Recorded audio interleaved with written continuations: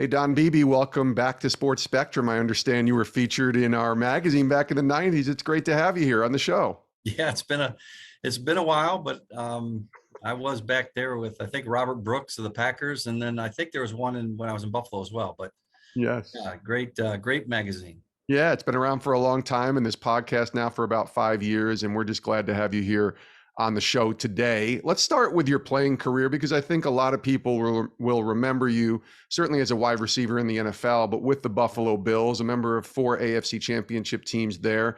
But I think they remember even more that Leon Lett play, of course, in Super Bowl XXVII.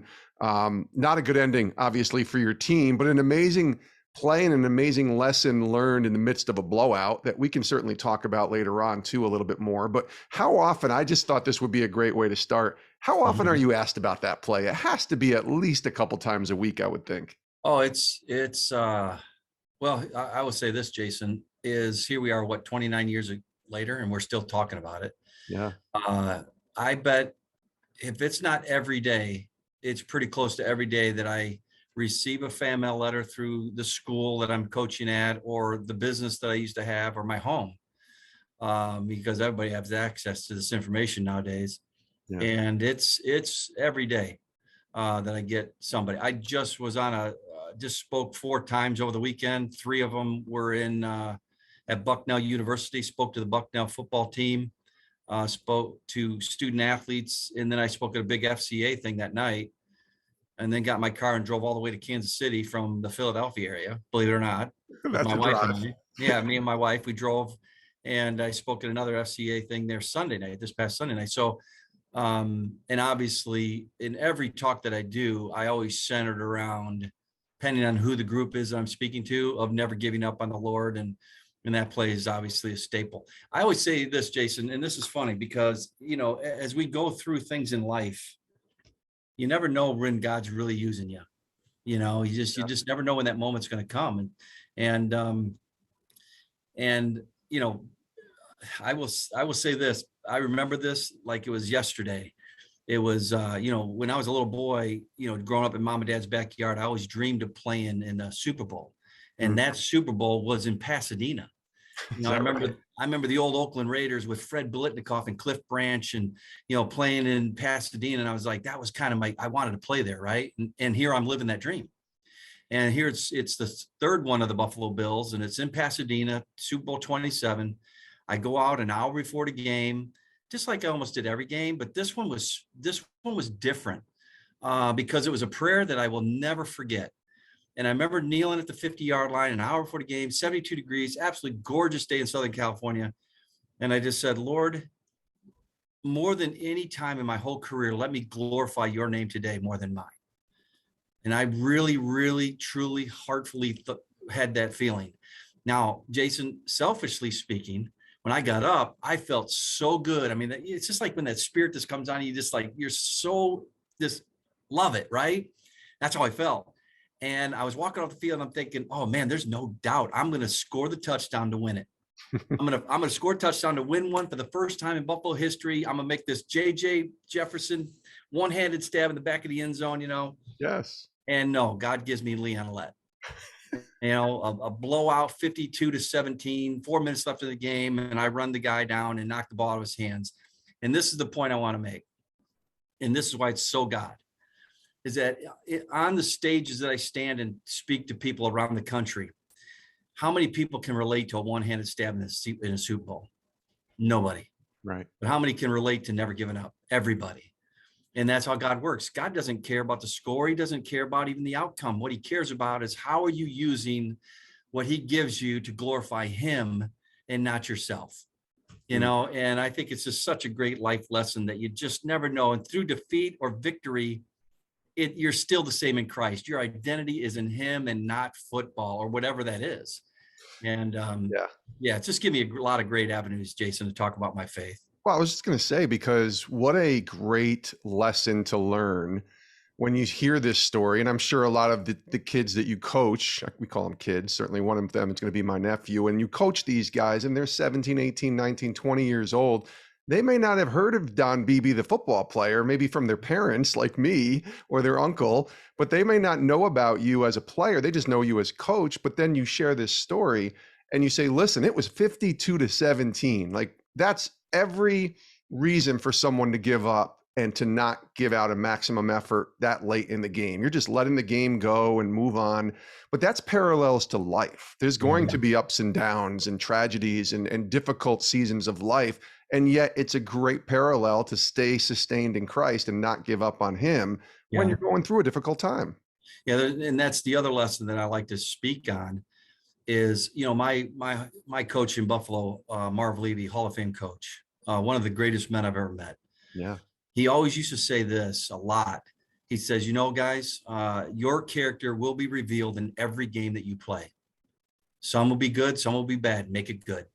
And it just always stuck with me. And that's the way my dad and my mom raised me. Never giving up was not an option. It just was never an option in my dad's house. And so why do I say that? Because I'm running a fly pattern down the left side of the field. We're getting beat 52-17. Frank Reich was the quarterback at that time. Jim was hurt, Kelly. And Frank fumbles a football. And literally within a second, Leon picked it up and started running. Now, I don't have time to sit there, Jason, and think about, man, do I run him down or do I just kind of jog 10 yards or what? No, I just reacted. I just took off. And I always say this is how you react to something, how you react to it is really your true character. Because if you think about it, most people, especially good people, okay, and especially people that love the Lord with all their heart and they're living this faith every day, you're going to make the right call if you have time to think about it. But when you react to something, and it could be in your marriage, it could be a relationship with your kids, it could be as a football coach to the young men that I coach, how you react to something is really your true character, and boy, that's so revealing because out of the mouth, and this is straight out of the Bible, is really your heart, the words that you say, and that's scary. And so, that's why I want to try to live a holy life as much as I can, because I want the things to be said out of my mouth to represent him and not me. Don Beebe is our guest here on Sports Spectrum. Tell me about your faith. You've mentioned it and alluded to it quite often here. Where does that take shape? Where does that begin for you? Oh, it begins and ends with that. I mean, it's just, I've never known my life without Christ. Grew up in a Christian home. Mom and dad loved the Lord. I have 2 older sisters, 2 older brothers. We've taken a vacation together as a family for 52 years. It's to be 52 years. Nobody's ever missed. Now the party's 59 BB members that go and nobody's ever missed. Wow. Everyone of age that understands faith has a relationship with Jesus Christ. 59. Okay. Now there's some kids that are babies yet and stuff, but I was 7, Jason. I was 7. I knew exactly what it meant to give my heart to the Lord, to live out, my faith in him and try my hardest to give the glory to him instead of myself. And so I've never known a life without Christ. I've never wanted to walk away. I've never had to rededicate my life because I've never walked away. Have I sinned? Oh, heck yeah. Who hasn't, right? I mean, we all sin, but the difference is this, and I just did a Bible study, and I actually lead the Bible studies here at AU. We call it, Church at AU. And one of the things that I preached on this year was how do you know you're really saved? I mean, how do you know you're really a Christian, that you're living a life for Christ? And I always take a three-step process. Number 1, when you sin, and we all do, we all fall short of the glory of God. Do you feel convicted? Does the Holy Spirit come over you and you feel convicted and you feel like, man, why did I do that? Why do I keep doing this? Right. And then number 2, do you confess it? Lord, I'm sorry. I'm sorry, Lord. And is it a meaningful? Is it a, not just the words, but is it meaningful? And then number 3 is the most important. Do you repent, walk away? And I think that is the difference between, somebody that may say it and not really live it. Because, I know that we're not called to judge anybody, but, at the same time, by their fruit. The gospel of God says, by their fruit, if they're one of his children. Yeah. And so going through that 3-step process was a lesson I think all of us need to learn. And really, are you living for Jesus, man? I mean, it should be evident when people meet you. They should see Christ in you. Yeah, they're going to see the sinner in you as well. Okay. But there's a difference when you have Christ living in your heart. What was that like when you got to the NFL? You were a third round pick and Yeah. you come to Buffalo, and this is a team that was just on the cusp of going on this run.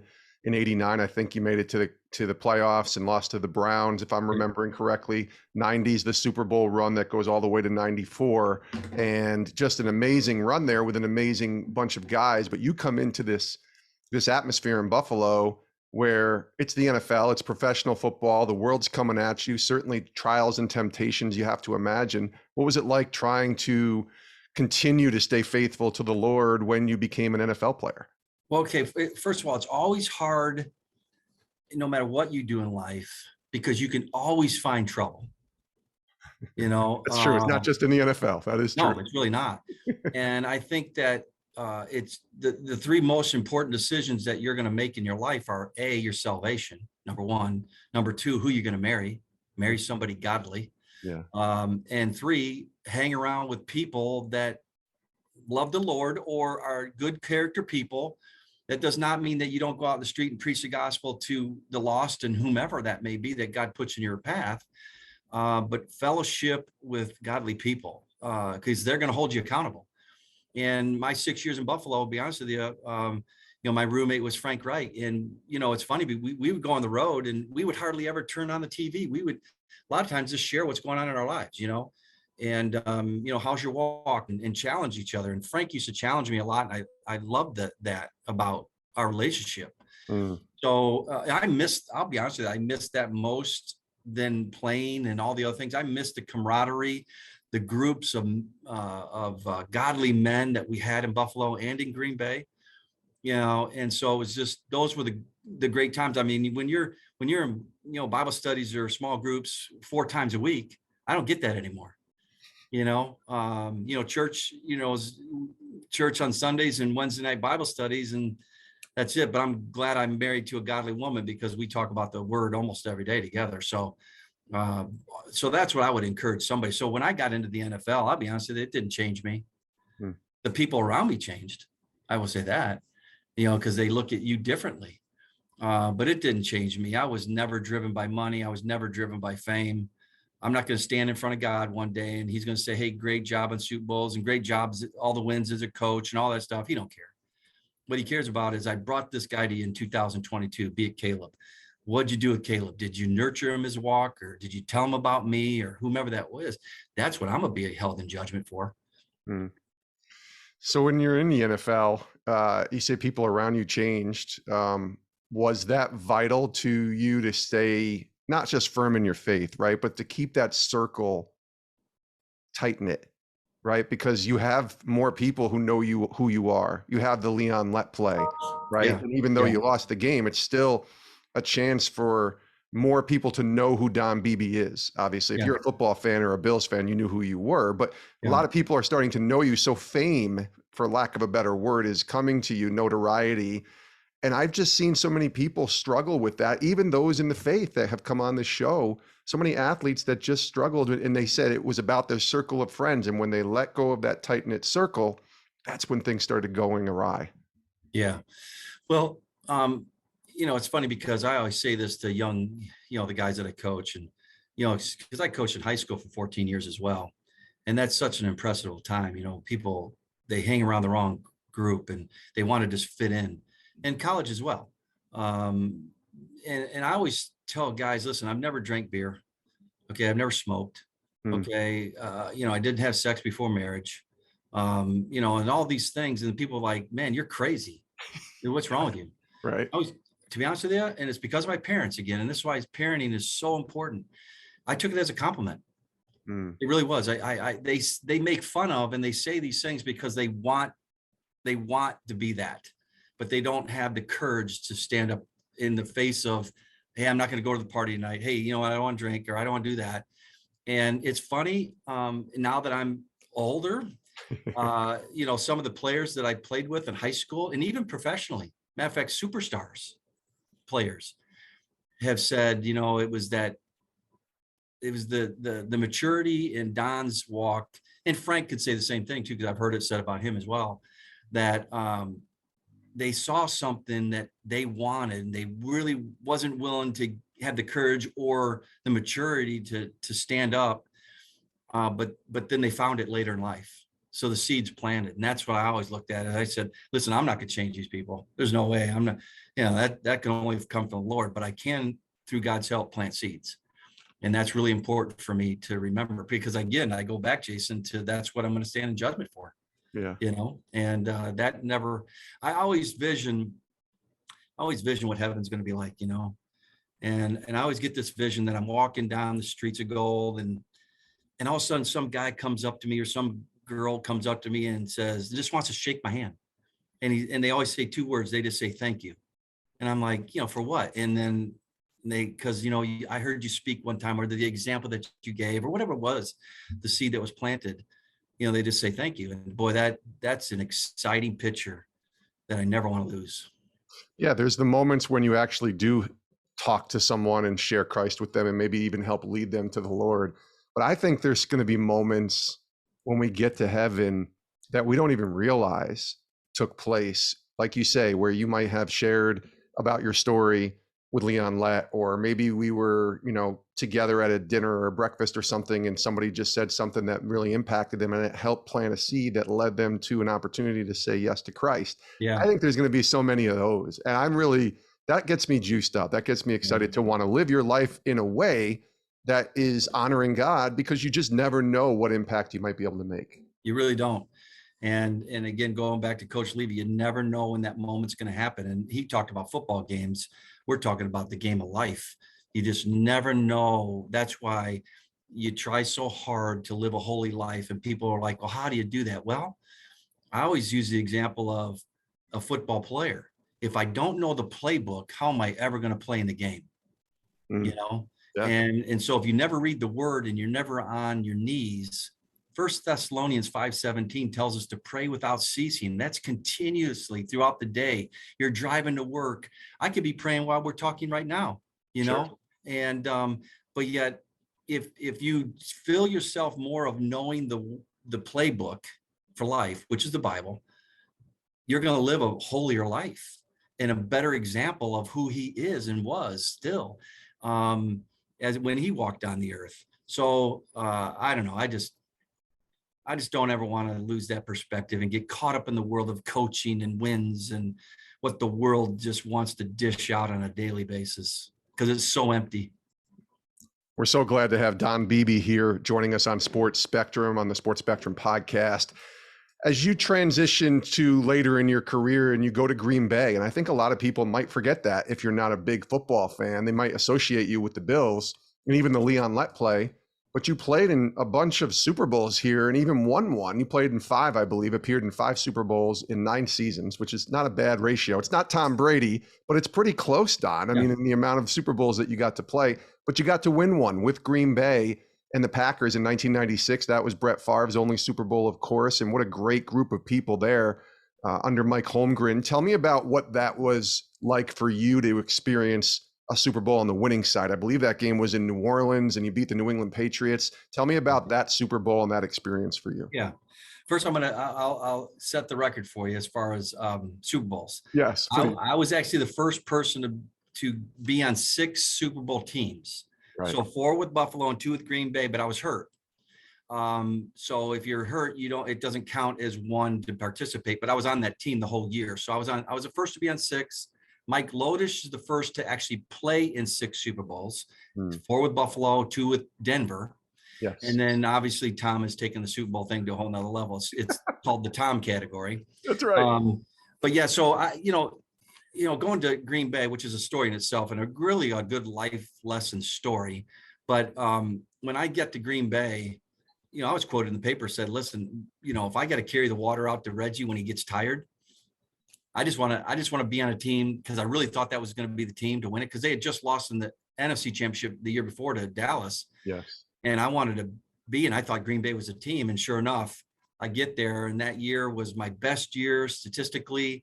It was an incredible year. It was the only year of my 9-year career that I played in every game and wasn't hurt. Every year I pulled a hamstring or broke a collarbone or I broke my leg. And there's just so many, I got hurt a lot. And then, but that was the only year. And then God blessed me with the Super Bowl. And I remember the game itself.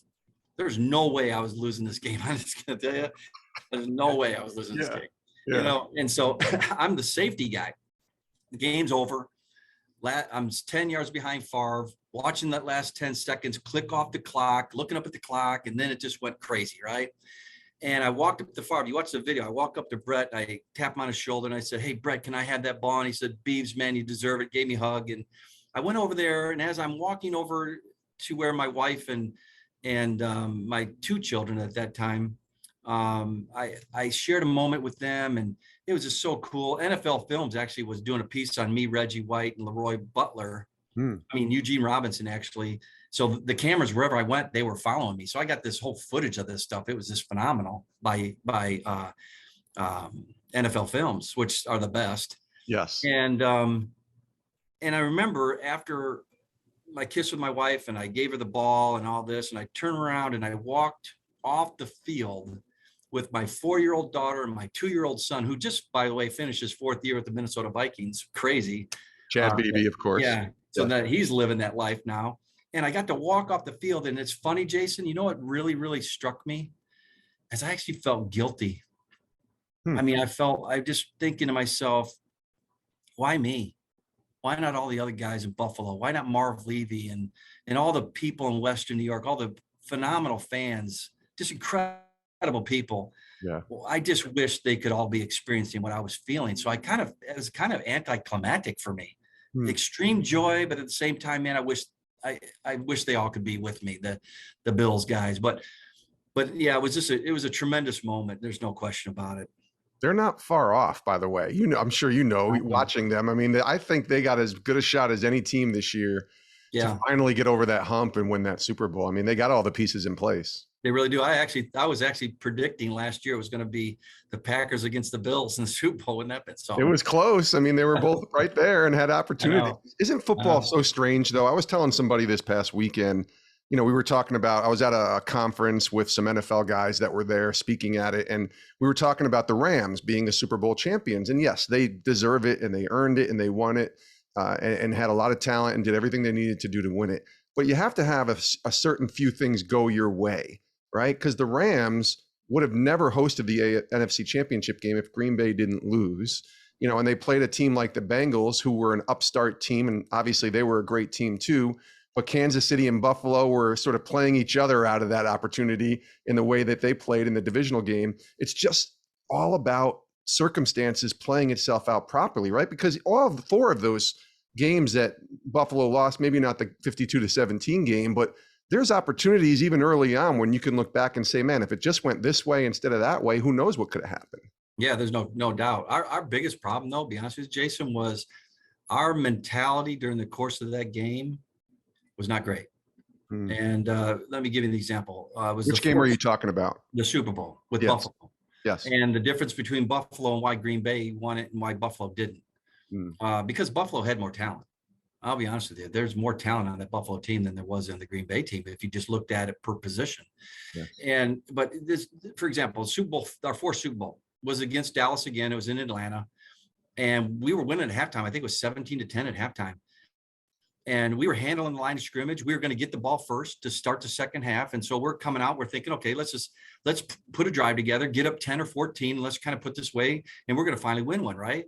No, we go out there, and unfortunately Thurman fumbled the football, which was a great strip by Leon Lett, actually. Stripped Thurman of the ball, and James Washington, their safety, picked up and scored a touchdown. We're like 3 minutes into the half. So there's a whole half to still go. You come to the sideline, the score's tied. And you would have thought we were down by 30 already. The deer in the headlight, nobody was saying a word, very quiet, no encouraging, no leader standing up and just saying, hey, let's go, including me. I was quiet. It's like deer in the headlight. And then we land up getting blown out. We don't score another touchdown. We get punched right in the gut, and they went on to score 2 or 3 more touchdowns. And so fast forward 2 years now, I'm with the Packers. And we go up 10-0 early in the game. And next thing you know, Bledsoe hits boom, boom, 2 touchdowns. We're down 14-10. And you come to the sideline, and I'll never forget it. And I was one of them now. And everybody was just like, hey, guys, we're fine. We kept talking. We kept encouraging each other. I remember Reggie and Eugene Robinson and Leroy Butler. everybody's like, these guys aren't that good. We're going to get these guys. Well, halftime score was 27-14. And then we went on to win it in the second half. And Reggie had 3 sacks in the second half and set a Super Bowl record, and we put him away. The difference was how you handle the emotion in a big game. And I even coach this now. When we get into a big game, playoff game, for the conference title game, I said, the team that handles the emotion the best is most likely going to win. Throw talent right out the window. We're both good. Okay. So let's handle our emotions. That means when you make a mistake, guys, it's okay. Everybody's going to make mistakes. Just get over it, get the next one. Or if you make a great play, don't get so jacked up and too emotionally high that it just drains you. Just stay even keeled. It's a long game, guys. And I think if Buffalo could have done that, who knows what would happen. Well, we'll see. They might have a shot at winning one this year. We'll have to see how it all plays out. I do want to ask you about coaching. When did you realize that was the next step? Was it right after you finished playing? Because I'm doing the math here, and the high school that you coached at, Aurora Christian High School, before you came to Aurora University, that started in 2004, if I'm doing my math, and you finished your career in 97, 98. So there's a gap there. And I'm just wondering, did you always know that coaching ultimately would be the place that you'd end up? Yeah, I knew. That's a great question. I knew I was going to be in the mentoring business. Okay. I just knew I had a calling. I knew it was going to be around athletics. Certainly coaching was a definite possibility. So I took a lot of notes and stuff from people way smarter than me. And when I first retired in May of 98, I finally announced it. It took me a while, about 4 months of training. I just had to get it out of my blood.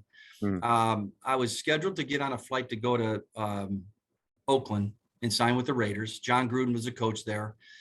And I just called my agent and said, I'm not getting on the plane. I'm done. And this was in May.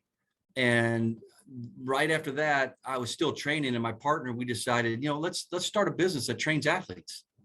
Nobody was doing this back then. 98. I mean, you couldn't find anybody. We are the grandfathers of speed training in the whole Chicago area. And I think we were 3rd in the country. And so we started House of Speed.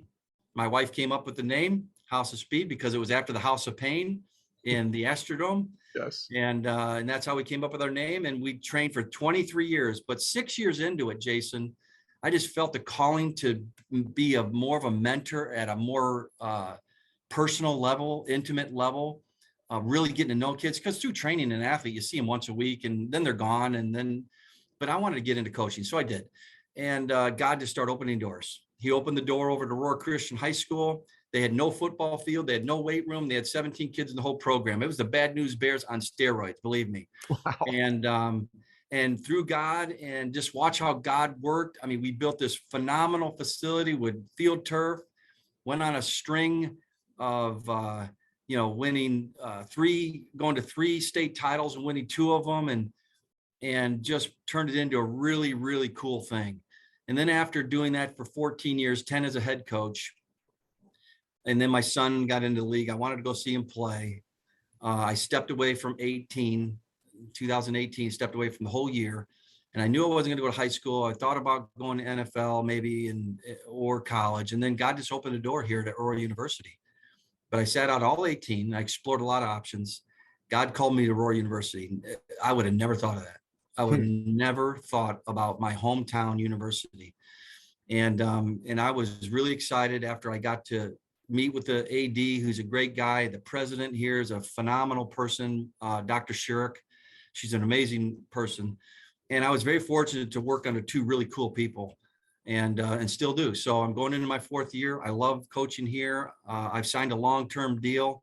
I'm going to be here for probably 8-9 more years. And I'm on a boat up in Minnesota to Wisconsin on a lake somewhere, never to be found again, Jason. Yes, I love it. I love it. Well, when you got to Aurora, you, I don't know if you inherited a team, but you had a lot of success right away. I mean, it's been 3 seasons. Yeah. You got 2 NCAA playoff berths, 3 conference titles, a 20-5 overall record. So there's obviously success there. What's been the key for you, do you think, as you've been able to have success quickly? Because I think a lot of coaches, when they come into programs, it takes them a little while to sort of build it up, or whatever you want to say, to kind of get you acclimated to the program. And for you, you've had a lot of success pretty quickly.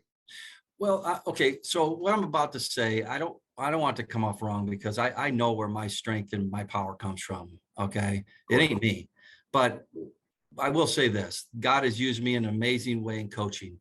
I always believe that when you're in the will of God and you're really doing what God's gifted you to do, it's a great place to be, you I know? agree. Yes. And so when I got on campus here, I saw a lot of similarities that Aurora Christian had. Aurora Christian, like I said, 17 kids in the program that year. They've never won a conference title. They've never beaten two teams in their own conference, two teams that never beat before at Aurora Christian High School. And then I saw a lot of similarities here. I mean, since 2008, since they got into the NAC conference, they had only won one conference title. Well, we've won 3 in a row, and we haven't even lost a conference game yet in 3 years. But I remember my first meeting, and I think this is really important to know, no matter what you do in life, is my first meeting, there's 73 guys that came to the first meeting. Okay, it would have been December of 2018. And I walk into the room, they have no idea who the coach is going to be, and I know none of them. I took the mic, and the very first thing out of my mouth, I said, if you're a senior, I want you to come to the front row. 21 seniors came to the front row. I said, I want you to stand, turn around, look at your team. And I want each one of you, and we're going to start with you over here.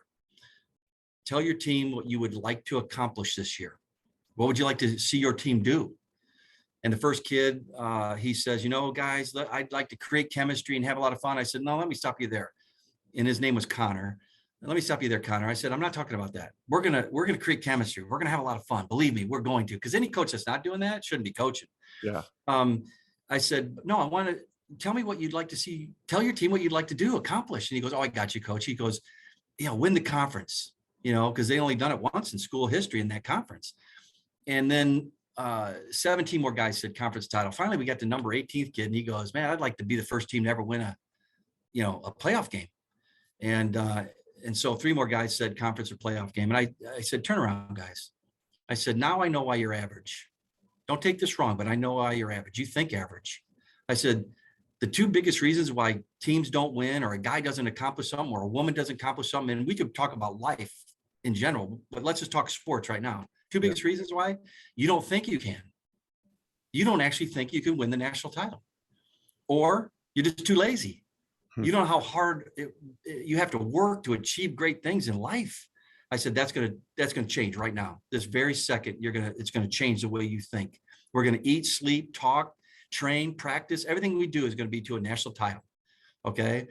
And you could see their faces. They were like, man, we've never heard this before. Or they thought it was crazy. One of the two, right? Well, that year, 2019, they went 7-0 in conference. They had 1 close game. The rest were blowouts. They went 9-0 for the season, and we get into the playoffs, and we're at the selection show. And on the top of the bracket, it says Aurora University, and under the bottom, it popped up St. John. Well, that would be equivalent to a FCS Division I team coming up on the top of the bracket, and then North Dakota State, popping up. Or, you're going to play Alabama, okay, in the first round, right? Sure. That place erupted. I mean, it wasn't like, oh, God, we got St. John, because St. John's a winningest program in D3 history. The Gallardi Trophy, which is the Heisman Trophy of Division III, is named after their coach. Okay, so they're pretty good. Yeah. And everybody in the room knew it, but they couldn't wait to get on that bus and sling the stone. I'll be honest with you, man, they were just so ready to play. So we go up there, we're a 40-point underdog. I mean, hey, listen, this is the story of David and Goliath. And we go up there, we're winning the whole game. And with 6 minutes left to go of the game, I think we're up 9 points. And we had a major blunder on kick return. It went through our guys' legs and it goes at the 2-yard line. And it was just a disaster. And so they stopped us and they scored right away. And then next play, we got stopped again. They scored again, and we lost 51-47. It's the second most points ever scored on them. Why do I bring that up? Because this is why. 21 of the 22 starters on that 2019 that almost won that game were the same guys in 2018, exact same guys. Yeah. And St. John went all the way to the semifinal game that year and lost on a last-minute field goal, or they would have been in the national championship game. So I tell kids, listen, I don't have a 3-year or 5-year plan. We got a 1-year plan. This year we're going to win it. And I've actually had dads sit in my office, and this is funny. Man, aren't you kind of building pipe dreams? I said, man, I'm glad you're not my dad. And I say it in a way that's not degrading or anything. Sure, and I of tell them course. why. I said, because here's the thing, guys. I said, if we're striving to be excellence and high character and getting good grades and do all the right things, When you do it the right way, you're going to win a lot more than you're going to lose, for one. And then two, if you believe the impossible, you got a chance, because only one can win it. And if you don't win it, okay, I promise you this, you've achieved such great things that they're going to be great at something else in life, and they can always live with what happened that year. Because I know that 2019 senior group changed the culture at Aurora University. They changed the way the guys think, right? Do we think we can win the national title this year? Hands down, no doubt. I mean, we're not even embarrassed about that. Yeah. Okay. And you shouldn't be. I mean, because if you don't achieve it, then it was worth the journey, because it's not about winning. Let's forget about the winning aspect of it. It's about the journey to win. And that's what I don't want players to ever second guess for the rest of their lives, because it's going to make them a better dad, a better husband, a better employee or employer, whatever they become. And that's what's the most important in life. That's so great to hear. And I'm personally excited because I'm going to get to go to some Aurora University football games the next 4 years, because my nephew, Caleb Romano, will be joining your team in the fall. So exciting times, Coach, right? Yeah. And Caleb is exactly what we look for. We recruit three things at AU: character, character, character. If they don't have character, we don't want them. I don't care how good they are. I really believe X's and O's don't win football games. I really, to a certain degree, don't believe that talent even, wins football games. Look at what we almost did in 2019. Matter of fact, that first year at Aurora Christian High School, when 17 football players, they went 10-2 and went all the way to the quarters, and they'd never won a playoff game in the school history. Wow. And so that's, I guess, what I'm saying. And with a kid like Caleb, and I told him on his phone, I said, man, I wrote down one word, a lot of notes I wrote down, but one word: you're a winner. I mean, you're a winner. No matter where you've been, you've won. He went to the state championship, after coming out of New York and going down to Florida. He almost won a state championship in his first year. They voted him captain, I think it was. And literally, he'd only been there on campus for a short period of time. Listen, you talk to the coaches, you talk to his family structure is strong, solid, believing kid. He lives out his faith. I mean, those are the kind of kids we look for. Yeah, that's good to hear. I could just, shake my head and say, yep, because obviously I know him really well, but I love hearing you say that. And I'm excited to watch the next few years and watch him learn under you. And it should be a lot of fun to see Aurora University. I got to ask you, as we close here, where's the vacation this year? You said 52 years it's been. Sure. That this straight Beebe vacation has been happening. Yeah. Where are you going this year? So we always go to a north central Minnesota. North Central Minnesota. And we've been going up there for 52 years. And we just love to fish. We love to spend time in the cabin. On Tuesday of the second week, because we always go for 2 weeks, on Tuesday of the second week, or Monday, depending on the weather, we have this huge campfire. And all the family gets around the campfire and we just worship. People share stories that's going on in their lives. And then we always end by picking out somebody. So it's two people get together in a little huddle group and we pray for each other for that upcoming year. It's just exactly what families should be like, Wow. And that's the same thing that I want to incorporate into the football team. I mean, we're family, and the ties run deep when you really love them and you really care about them. And I give all the credit to my faith and my dad, my mom and dad. He is Don Beebe. This is fantastic, my friend. Thanks for being here on Sports Spectrum. And I look forward to shaking your hand in person, hopefully very soon, and coming to see a few games. But just appreciate you for sharing all of what you shared. It was great. Thanks for joining us. No, you bet, Jason. Thank you for having me on.